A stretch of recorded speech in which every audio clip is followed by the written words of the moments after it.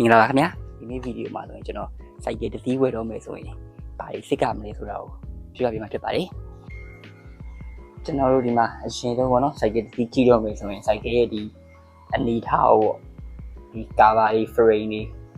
ဒီတိုက်ထားခိုက်ထားလားဒီကဆက်ပြားတွေဒီနားတွေထိမထိပေါ့ဗျာချက်လိုက်ကြည့်ရတယ်ပေါ့နော်ဒီပတ်တွေထိထားခိုက်ထားတာရှိလားပေါ့နော်ပြီးတာအနေနဲ့ဘာကြည့်လဲဆိုတော့ engine ပေါ့ engine အဓိက engine ကဖွင့်ထားရလားမဖွင့်ထားရလား C ဂျိုနေလား C စိတ်နေလားပေါ့ဒီချာကြည့်တယ်ဒီ engine ကိုရှားလေးကြည့်တယ်နော်ဖွင့်ထားရဟာလားပါလားပေါ့နော်ဒီမှာဆိုရင် net ဒီတစ်လုံးမှဖြစ်တာလေနော်ကျွန်တော်တို့အခုဒီမှာ engine လေးမဟုတ်ဘူးပေါ့နော်ကာဗာမှာဆိုရင်လေဒီကကာဗာစကီမှာပေါ့နော်ကာဗာစကီမှာဆိုရင်ဒီနက်လေးတွေရဲ့အောက်မှာဝါရှာလေးရှိတယ်ဒါဆိုရင်သူ့ရဲ့ original ဝါရှာလေးပေါ့ဒါဆိုစက်ရုံကထုတ်တယ်တခါမှမဖြုတ်ပါသေးရပေါ့ဒီမှာရှိမယ်ဒီမှာလည်းထည့်ရနော်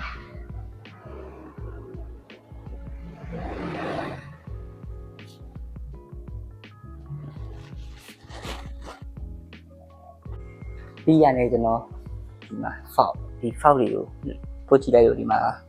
C ပေါ့နော် C ရှိုးနေရလားဒီမှာ C ရှိုးနေရဆိုရင်ဒီက YC ပေါက်သွားပြီပေါ့နော်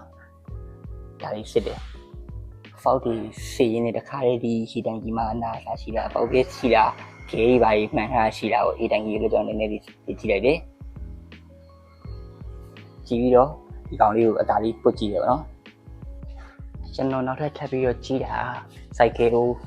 စံမနိုးကြည့်ခင်မှာမိကြီးတက်လာတယ်ကီလိုကြည့်ရနော်ကီလို23,800ဟိုလိုဒီစိုက်ကယ်က2019နော်ဘိန်းကြီးပေါ့ဘိန်းကြီးတစ်စီးအနေနဲ့2019ကထုတ်တဲ့ဘိန်းကအခု2025မှာ23,000 ဆိုတာဒါဖြစ်နိုင်သေးတယ်ပေါ့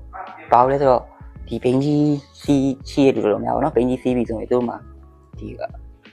အနီးနားတော့လာဘိန်းသေးရလေးရှိတယ်နော်ဒီဘိန်းကြီးကိုသူအမြဲတမ်းဒီတန်ခေါ်လည်းမဟုတ်သွားလာစီးနေတယ်ဗျာသိမလားအဲ့တော့ပြီးသွားရင်ကျွန်တော်ခုနကဒီကောင်ကန်ကြီးရဆိုတာကဒီမှာရှိတဲ့ကီလိုဟိုလို2400ဆိုတဲ့အနေထားမှာအဲ့ဒီမှာရှိတဲ့ကီလိုနဲ့ဒီ brake ကိုခုနကကန်ရတယ်2400ဆိုရင်အရန်ကြီးလဲသူတီးတမပါသေးဘူးပေါ့ original နဲ့တင်လာဒီ brake disc ပြလေအဲ့ဒီချိန်မှာပြီးတော့ဒီမှာရှိတဲ့အနာဒီမှာရှိတဲ့အရာလေးကြည့်တယ်ဒီကအရာနဲ့သူကီလိုနဲ့ကိုက်မကိုက်ပေါ့ပုံမှန်ကီလိုက2400ဖြစ်နေပြီးဒီကောင်ကြီးကအရင်ပါပြီးတော့တန်ရာလေးများနေမယ်ဆိုရင်ဒီကောင်ကီလိုလျှော့ထားမယ်သိမလား brake disc ပြအနေထားနဲ့ကီလိုနဲ့ကိုချင်းချင်းကြီးပေါ့အခုဆိုရင်2400နဲ့ဒီအနေထားဆိုတာဒါဟိုသူအမှန်ပေါ့ကီလိုမလျှော့ပါသေးရဲ့ပဲနောက်ထပ်တက်ပြီးတော့ကျွန်တော်တို့စံနှုတ်ကြည့်မယ်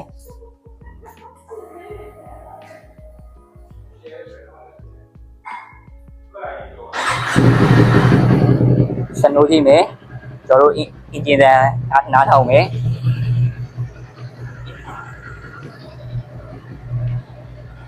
နည်းနည်းပါဟိုစီးကြည့်မယ်ပေါ့နော်အဲ့လိုမျိုးစီးကြည့်နေနဲ့ဒီရှော့ဘားတွေရဲ့ရှင်နေစီးရတဲ့ feeling ဘယ်လိုရှိလဲကြည့်မယ်ပြီးသွားရင်ဒီတာယာကြီးကကြည့်ဖို့ကတော့ပြောစရာမလိုတာယာတိတ်ရှိတယ်တိတ်တိတ်စီးပေါ့နောက်ထပ်ပြီးတော့ဒီ line တွေ signal တွေ home တွေကတော့ဒါကတော့ပြောစရာမလိုဘူးเนาะဒါကတော့စစ်ကမှာပေါ့ကျန်တဲ့ဒီ change pocket ဒီ query တွေပြီးတော့ကျွန်တော်ဒီ ninja 400ကို error code စစ်နေတဲ့အရင်တော့တင်ထားပြီးဘူးတယ်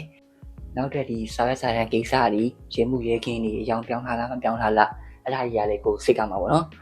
ဒီကျွန်တော်ဗီဒီယိုလေးကိုကြည့်ပြီးတော့အကုန်လုံးအဆင်ပြေလို့မျှော်လင့်ပါတယ်အဆုံးလေးကြည့်ပြီးရတဲ့အတွက်လည်းအကုန်လုံးကျေးဇူးတင်ပါတယ်ခင်ဗျာ